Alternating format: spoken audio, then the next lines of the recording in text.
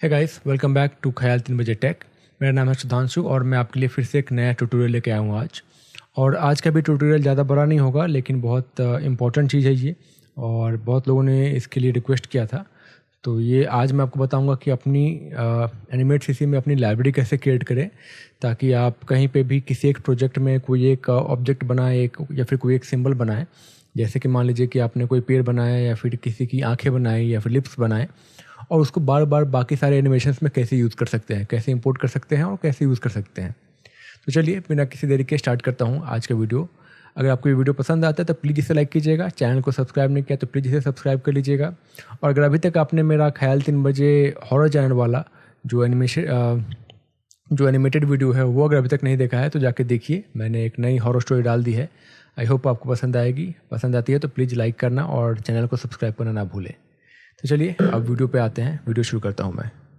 Okay, तो देखिए ये मेरा एनिमेट सीसी मैंने खोल लिया है और मैं आपको बताऊंगा कि कैसे आप सेव कर सकते हैं चीज़ों को और लाइब्रेरी कैसे बना सकते हैं। तो मैं अपना ब्रश टूल एक्टिवेट करता हूं और मैं यहाँ पे आने के बाद ये मैंने ब्रश टूल ले लिया। लेने के बाद मैंने एक घास कोशिश करता हूँ मैं बनाने का, जो कि मैं यूज़ करूँगा बाद में। ठीक है, तो ये समथिंग नहीं, ये कुछ अच्छा नहीं है। लेट्स से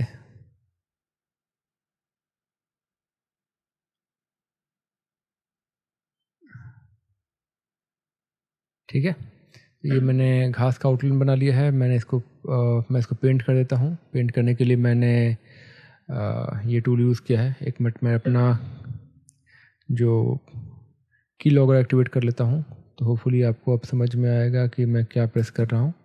या ओके, ठीक है। तो अब यहाँ से मैं अगर इसको पेंट करता हूँ, अब मैं इसको पेंट करना चाह रहा हूँ, पेंट नहीं हो रहा बिकॉज शायद कोई गैप है। तो मैं इसको यहाँ से क्लोज स्मॉल गैप्स को एक्टिवेट कर लूँगा और मैं इसको मैंने पेंट कर दिया। ठीक है, बट मुझे चाहिए कि थोड़ा और डार्क कलर का हो कुछ, ये ऐसा कुछ राइट। इसके अलावा मैं इसको एक दो चीज़ें और दूंगा। मैं इसमें थोड़ा शेडिंग करूँगा ताकि और बेटर हो, थोड़ा और बेटर दिखे। तो थोड़ा सा डार्क कलर चूज़ किया मैंने और मैंने इसको ये एक शेड दे दिया। ठीक है, और एक और शेड रखूँगा मैं थोड़ा सा और डार्क। ये हो गया एक और शेड एंड इतना काफ़ी फ़िलहाल के लिए। ठीक है, मैं इसको अभी फिल कर लूँगा जो भी कुछ बचा कुचा है स्पेस। ठीक है, ध्यान दीजिए मैं जूम इन जूम आउट कर रहा हूँ कंट्रोल प्लस स्क्रॉल करके, माउस की को स्क्रॉल करके। ठीक है, तो ये मेरा ऑब्जेक्ट हो गया राइट। इसको मैं सिंबल में कन्वर्ट कर लूँगा। इसको मैं सिंबल में कन्वर्ट कर लूँगा। तो उसके लिए मैंने सेलेक्ट किया इसको और F8 प्रेस किया। ओके, मैंने नाम दे दिया grass1। ठीक है, इसको मैं ग्राफिक सिंबल रखूँगा। ओके कर दिया। इसके अंदर मैं आऊँगा। इसके अंदर आने के बाद मैं यहाँ पे आऊँगा और मैं इसके लिए थोड़ा शेडो बना दूँगा, ताकि जब मैं इसको यूज़ करूँ तो ये ऐसा ना लगे कि अपने जगह से बाहर है। आपने बहुत सारे वीडियोस देखे होंगे जहाँ पे ऑब्जेक्ट्स होते हैं या फिर जो भी कुछ होते हैं, ऐसा लगता है जैसे कि एक मतलब बैकग्राउंड अलग है और वो उस वहाँ पे बिलोंग नहीं करता। तो उसके लिए वो इसलिए होता है बिकॉज कोई सिंबल नहीं है, कोई शेडो नहीं है। जो भी कुछ ऑब्जेक्ट होता है उसका कुछ शेडो होता है राइट। तो ये अब देखिए थोड़ा बेटर दिख रहा है राइट, कि लग रहा है कि इसका शेडो है। ओके, तो ये मेरा ऑब्जेक्ट बन गया है। इसको मैंने नाम दिया था ग्रास। अभी ये हो गया राइट। अभी इसको लाइब्रेरी बनाने के लिए मुझे क्या करना पड़ेगा, देखिए ये है मेरी लाइब्रेरी एसेट्स। ठीक है, यहाँ पे मेरे पास कुछ नहीं दिख रहा है। ठीक है, बहुत वैसा होता है कि जब आप एनिमेट सीसी रिस्टार्ट करते हैं तो कभी कभी आपको ये एसेट्स नहीं दिखता है। मेरे पास एसेट्स है लेकिन समहाउ मुझे दिख नहीं रहा। अभी ये चेक करते हैं कि मैं इसको अगर वापस सेव करता हूँ तो मुझे दिखता है कि नहीं। एनीवे, तो मैं यहाँ पे आऊँगा, इस पर क्लिक करके मैं राइट क्लिक करूँगा और यहाँ पे मैं क्लिक करूँगा शो इन लाइब्रेरी। ठीक है, ये मेरी लाइब्रेरी है, ये मुझे शो हो रही है। अब ये जो मेरी लाइब्रेरी है वो बस इसी प्रोजेक्ट के लिए है, मतलब वो सड़क1 ये जो मेरा फाइल है वो बस इसके लिए लाइब्रेरी है। ये मेरे बाकी के प्रोजेक्ट्स में कभी भी मैं कॉल करना चाहूँ वो नहीं हो सकती है। ठीक है, एक तरीका है जिससे ये किसी और प्रोजेक्ट में कॉल हो सकती है, अगर मेरे दोनों फाइल्स एक साथ खुले हों। फॉर एग्ज़ाम्पल, अगर मेरा ये लाइब्रेरी है तो यहाँ पे मैं ये जो फाइल है इसकी भी ऑब्जेक्ट्स, इनके जो ऑब्जेक्ट्स हैं, इनके जो सिंबल्स हैं उनको मैं इंपोर्ट कर सकता हूँ। उसके लिए मुझे यहाँ पे आके ये जो ड्रॉप डाउन है इसको क्लिक करना पड़ेगा और देखिए मुझे सिलेक्ट करना पड़ेगा वो फाइल, ठीक है। तो ये सिलेक्ट किया अगर मैं, तो इसके में जो भी इसमें कुछ है वो सब मैं इंपोर्ट कर सकता हूँ, ठीक है।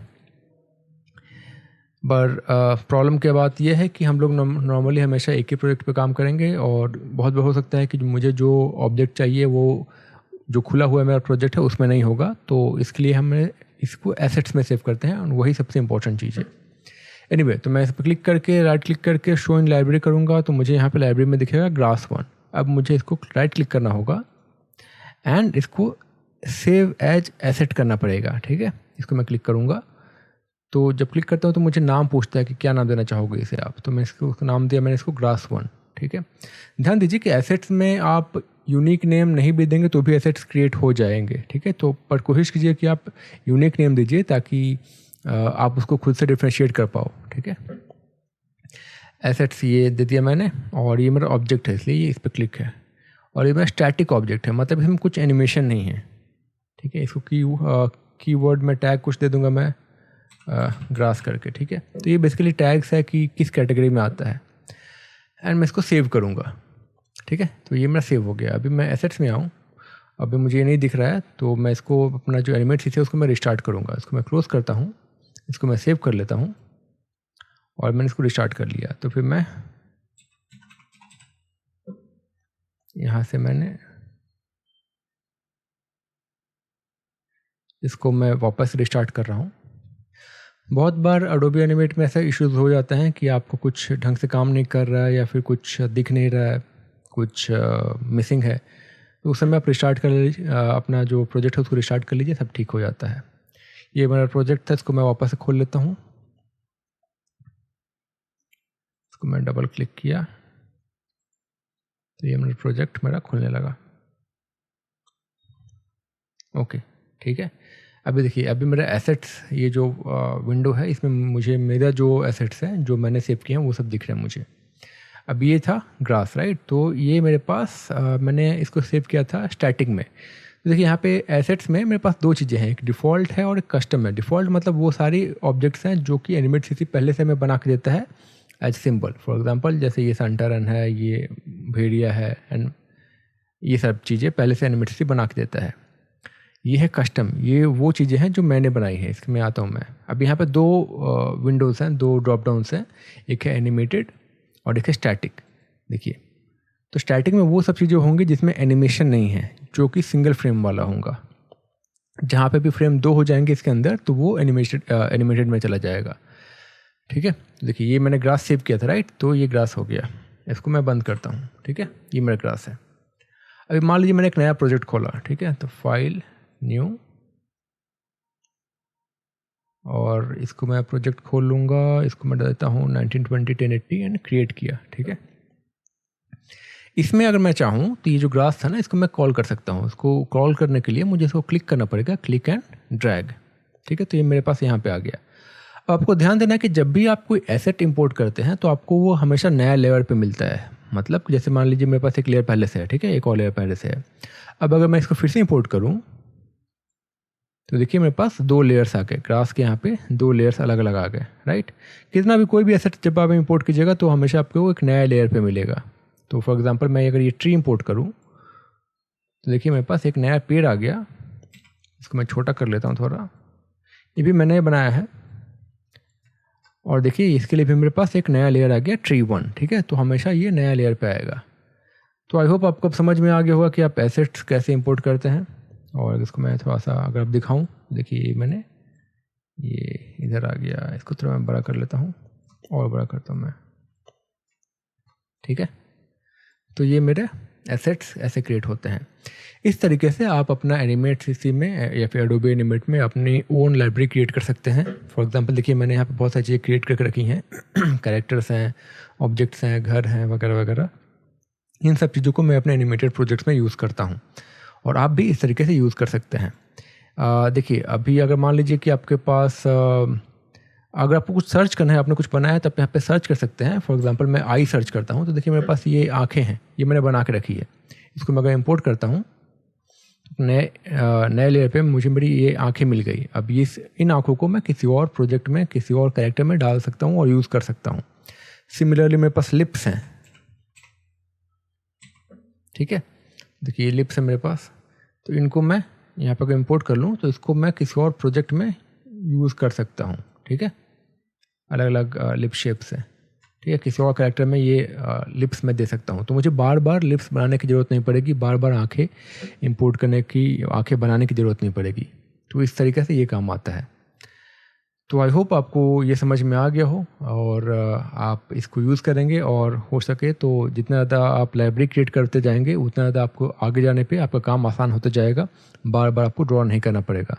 एंड ये बहुत ही एक इम्पॉर्टेंट कॉन्सेप्ट, बहुत ही एक इम्पॉर्टेंट कॉन्सेप्ट है एनिमेट सीसी में एनिमेशन के लिए।